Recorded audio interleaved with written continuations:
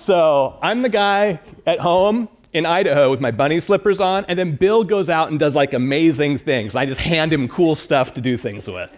In reality, it's kind of like me with a banana and then Bill doing cool stuff still. So anyway, I'm with Innovate. We're a contractor to US EPA. I was hired 6 years ago to actually support Bill for the last 6 years. And it's been just awesome. I have a team of folks that actually, I don't get to do much but like sign paper now and occasionally write some code.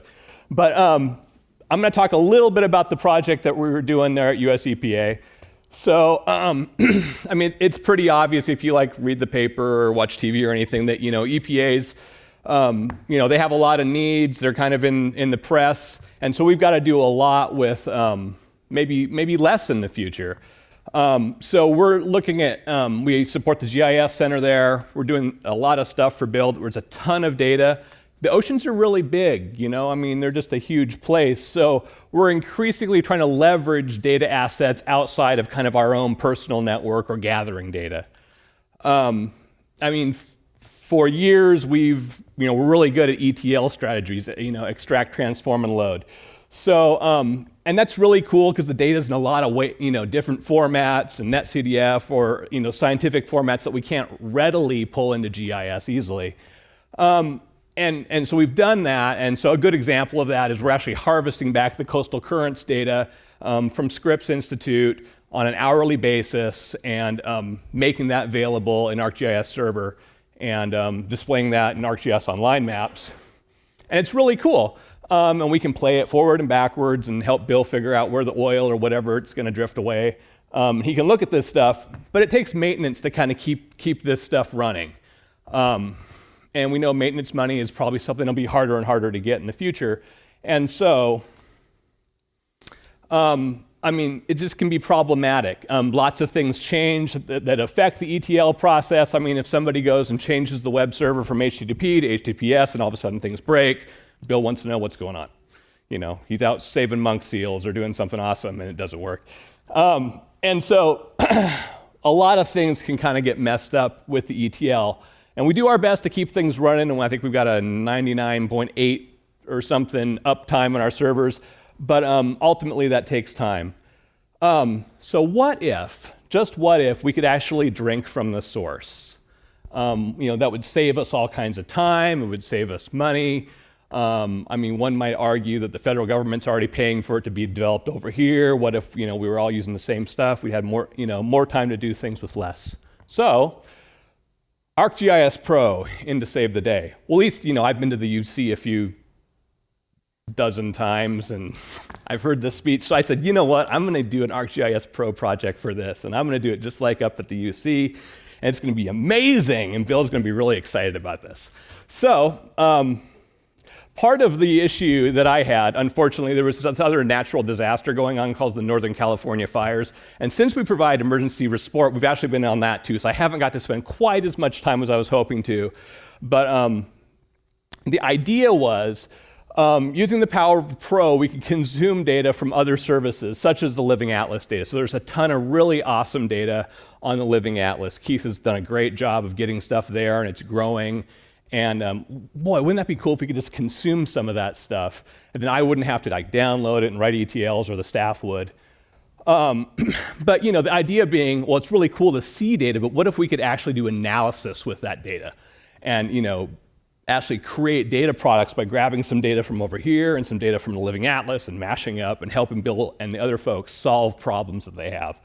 And so we said, well, why don't we try that with this HICOM data? So we've got the HICOM data, it's out there, it's kind of in beta right now, I think, on the Living Atlas. So I went ahead and that was my first shot. So one of the things I wanted to look at, so I was kind of playing with other data in Pro. Look, it's me using Pro. It's kind of my first big Pro project, so kind of pat me on the back for that.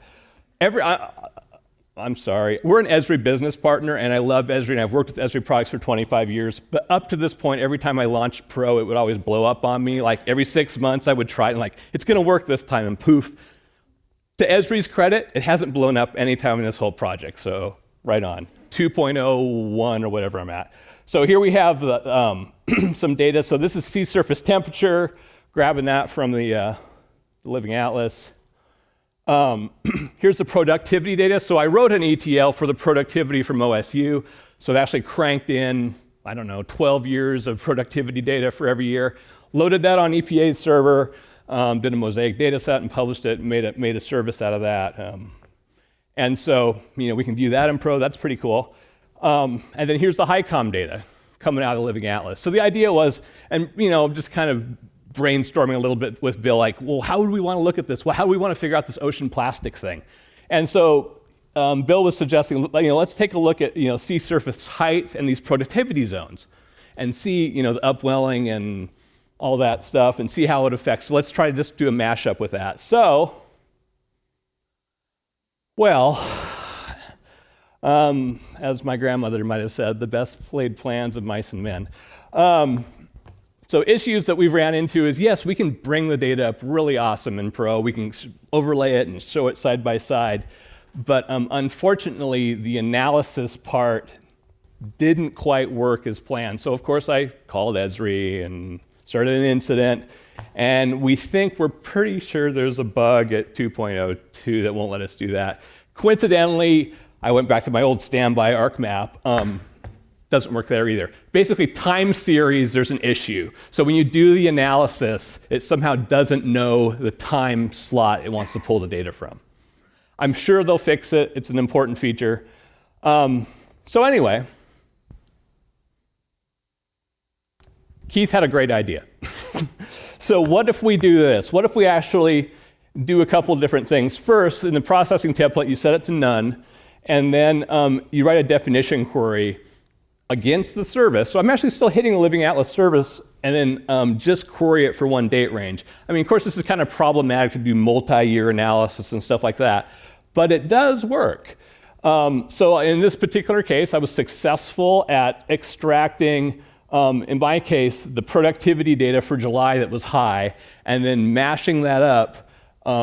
However, I did have to make a local copy on my box, and then mashing that up with the other data out of the Living Atlas, and then I could perform the analysis and start kind of brainstorming the things that we want to do with Bill. So we're kind of there, but not kind of there, but hey, it's progress in the right direction. So I guess I'm excited about what's to come. I mean, there is a better way than downloading all the terabytes and terabytes of ocean data. I mean, it's a ton of data. And just moving it from our servers to the Amazon server cluster where we have stuff hosted, took a day to do that. So having that access locally is great. I mean, having the ability to kind of stand on the shoulders of giants, the people that are putting this amazing data together and utilize it at the source, just has huge potential. And I mean, the bottom line is the more of us that kind of work together to make our data available via things like the Living Atlas, I just think it puts us in a greater position to make a positive impact in the world and make the oceans a better place. So that's what I have to say about that.